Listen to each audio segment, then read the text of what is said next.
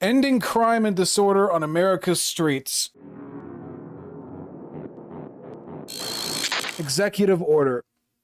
By the authority vested in me as president, by the Constitution and the laws of the United States of America, it is hereby ordered: endemic vagrancy, disorderly behavior, sudden confrontations, and violent attacks have made our cities unsafe. The number of individuals living on the streets in the United States on a single night during the last year of the previous administration, 274,000 such, was the highest ever recorded. The overwhelming majority of these individuals are addicted to drugs, have a mental health condition, or both. Nearly two-thirds of homeless individuals report to having regularly used hard drugs like methamphetamines, cocaine, or opioids in their lifetimes. An equally large share of homeless individuals reported suffering from mental health conditions. The federal government and the states have spent tens of billions of dollars on failed programs that address homelessness, but not its root causes, leaving other citizens vulnerable to public safety threats. Shifting homeless individuals into long-term institutional settings for humane treatment through the appropriate use of civil commitment will restore public order. All right, well, that's straightforward. Surrendering our cities and citizens to disorder and fear is neither compassionate to the homeless nor to other citizens. My administration will take a new approach focused on protecting public safety. Okay, what are we doing?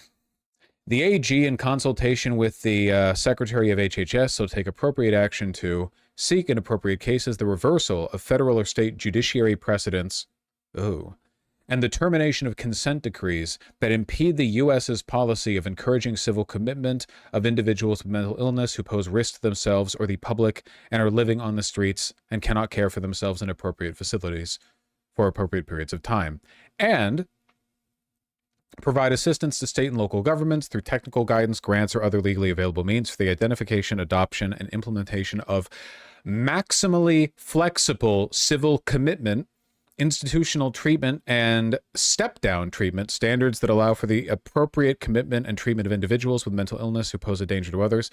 Okay. Reversal of judicial precedents and termination of consent decrees that get in the way of putting homeless people in maximally flexible civil commitment or detention facilities. Does civil commitment mean slavery? It means concentration camp, basically. Why? Because 95% of Americans would tolerate fascism if it came in the form of getting rid of the 3 homeless people they see every time they go downtown. AG and such will enforce prohibitions, open illicit use, urban camping and loitering, urban squatting, enforce and wherever necessary adopt standards that address individuals who are a danger to themselves or others. Substantially implement and comply with, to the extent required, the registration and notification obligations of the Sex Offender Registry and Notification Act, particularly in the case of registered sex offenders with no fixed address. The AG shall ensure homeless individuals arrested for federal crimes are evaluated consistent with 18 U.S.C. 4248 to determine whether they are sexually dangerous persons. Okay. Necessary steps. Emergency federal law enforcement assistance program to support. Assess federal resources to determine whether they may be directed towards ensuring, to the extent permitted by law, that detainees with serious mental illness are not released into the public because of a lack of forensic bed capacity at appropriate state, local, and federal jails or hospitals. Discretionary grants. Harm reduction, safe consumption.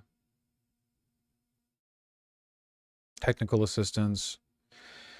I don't know, guys. It seems pretty bad. The reversal of judicial precedent and consent decrees seems particularly bad to me, to whatever extent they're able to do that. It is illegal, after all. Yeah, it does seem that, like, the point of this essentially is to, through the federal government, kind of incentivize states and cities to back approaches that allow for homeless people to just be scooped up off the street involuntarily and put into camps, like, outside the cities. Just kidnapping them and putting them in a box. Wait, how do you prove you're not homeless? I guess they'll just have to trust you. I don't know. Cool. It is true that he literally ran on this. Carry your ID with address at all times. Yeah. Add in the autism camps from RFK on top of this. Yeah, from homeless people, mentally ill people, people with autism, undocumented immigrants, documented immigrants, they're going to put everyone in a damn camp.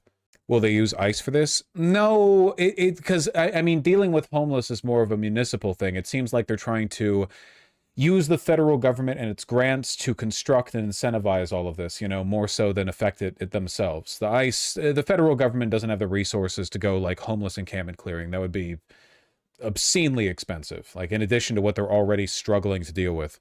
I just don't know how much they're going to be able to affect this, right? Especially the revocation of existing judicial precedent. I have no idea how they're going to do that. Took executive action to make it easier for cities and states to remove homeless people from the streets. That's right, that's right. No different than what Newsom's done, you know? Federal grants to states and cities that enforce prohibitions on open illicit drug use, urban camping and loitering, urban squatting. Homeless is the top line, but what's important is Section I. It lets ICE grab cis white people for smoking weed in public.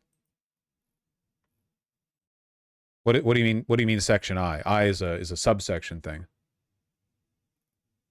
You mean this, I assume? Enforce prohibitions on open illicit drug use? Well, this would be enforced by state and municipal officers. So if weed is legal where you are, like illicit in this case would be kind of dependent on the state's definition. Because the federal officers aren't going to be doing that. They're just going to be prioritizing, providing grants to states that do what they want them to. Something tells me California isn't going to be on the table for those grants anyway, even with all Newsom's done to crack down on homelessness. So might not be much of an incentive there. Still grim, though. And I do worry about what the American public would be willing to tolerate if it meant getting rid of homeless people, you know? I feel like they might have a limitless tolerance for authoritarianism if that comes along with it. I feel like this has something to do with it. America's incarceration rate is about to fall off a cliff. Long sentences and recidivism kept prison populations high for decades, but prisons are now starting to empty. Maybe. Yeah, that's very possible. Why would prisons be emptying? I don't know. Just sort of maybe sentences that have been carrying over from the 90s, or maybe like waves of you know, we might be finally seeing like a tampering down after the effects of broken window policing finally start to fade. This is a good thing, right? Well, I mean, I think the suggestion from the chatter is that one of the reasons why they might be pushing for this ease of arresting homeless people might be to refill these prisons, keep private prisons, you know, well funded. I'll just preempt that. There we go.